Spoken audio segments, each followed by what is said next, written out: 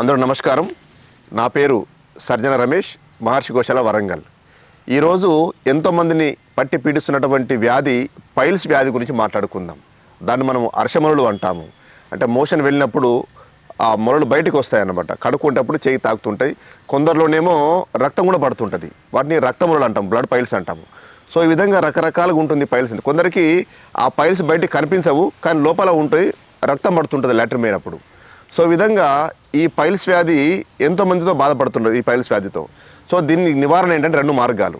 ఒకటేమో ఆహారంలో మార్పు చేసుకోవడము, రెండవదేమో ఔషధము. ఆహారంలో మార్పు అంటే మలబద్ధకం వల్ల ఈ సమస్య వస్తుంది కనుక మలబద్ధకం లేకుండా చూసుకోవాలి. మలబద్ధకం లేకుండా చూసుకోవాలి అంటే కొంతమందిలో శరీర తత్వాన్ని బట్టి వాత శరీరం వాళ్ళకి సహజంగా మలబద్ధకం ఉంటుంది.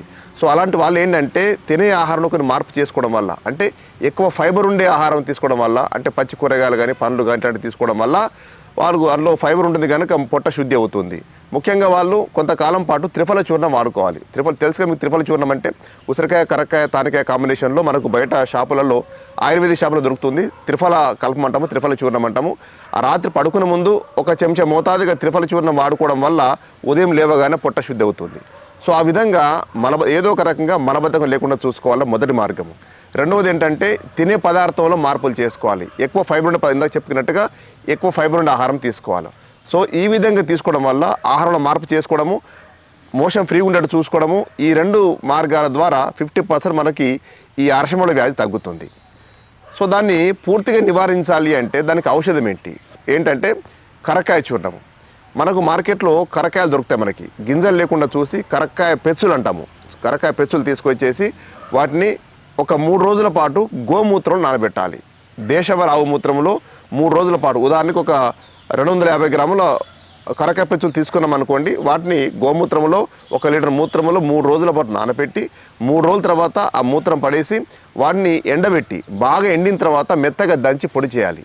అంటే కరక్కాయ పెచ్చులను మెత్తగా దంచి పొడి చేసి ఆ పొడి ఒక 1/4 కిలో కనుక్కుంటే అందులో ఒక 1/4 కిలో అంటే 250 గ్రాముల పాత బెల్లం కలపాలి.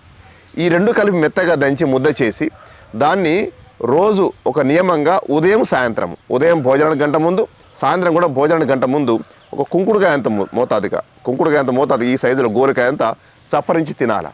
సో ఈ విధంగా చేయడం వల్ల ఒక వారం 10 రోజుల్లో మార్పు కనిపిస్తుంది. కానీ ఆ విధంగా పూర్తిగా తగ్గేంత వరకు, అంటే దాదాపు 41 రోజుల పాటు ఈ ఔషధం వాడుకున్నట్లయితే శాశ్వతంగా నివారణ జరుగుతుంది. కానీ ముందు జాగ్రత్తగా ఇందాక చెప్పినట్టుగా జాగ్రత్తలు తీసుకోవాలి. ఏంటది?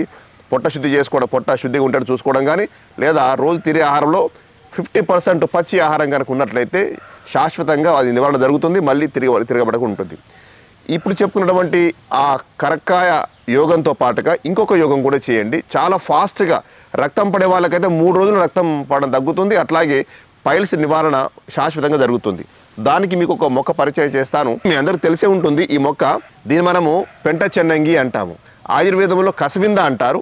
దీన్ని మనం ఊర్లలో పెంట చెన్నంగి అంటారు, అడవి చెన్నంగి అంటారు. ఓకే.